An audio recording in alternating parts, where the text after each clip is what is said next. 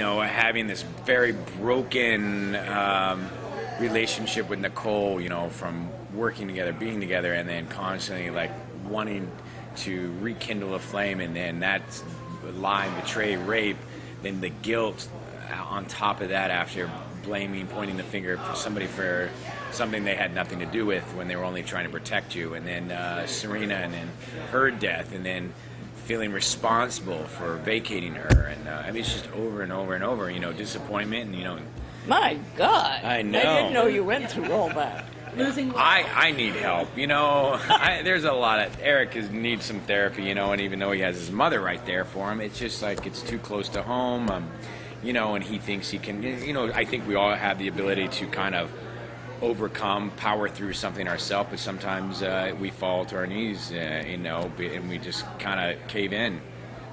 You need a good support group, and unfortunately Eric at this point doesn't have that, or he feels You didn't ask me. Yeah, well, I do, but I never, Eric, he's like closed himself off to the world, his friends, and those he's trusted. He's opened himself up. I mean, Daniel was a big part of his new friendship, even though there's this relationship brewing between him and Nicole. It's just like, you never realize what you have until it's gone.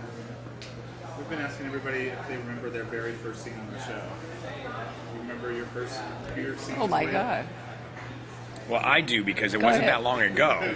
Some of us have to think back decades and decades ago. Watch the decades. One of my first, actually, Peggy was a part of that.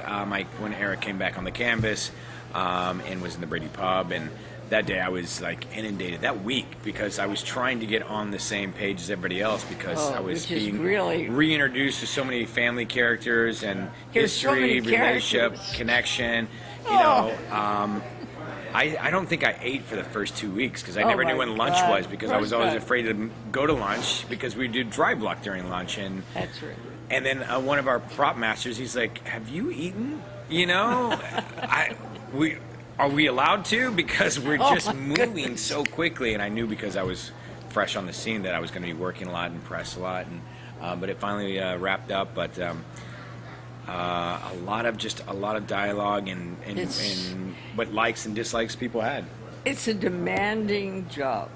The daytime show. It's an hour. It's not an hour of dialogue, but it's an hour story, close to an hour story, every single day.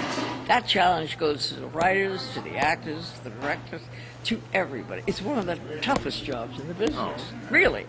I think it is. Yep. Demanding, but we love it. But it's demanding, But you have the advantage on a daytime show having worked with that person for a long time. Mm-hmm. So it is.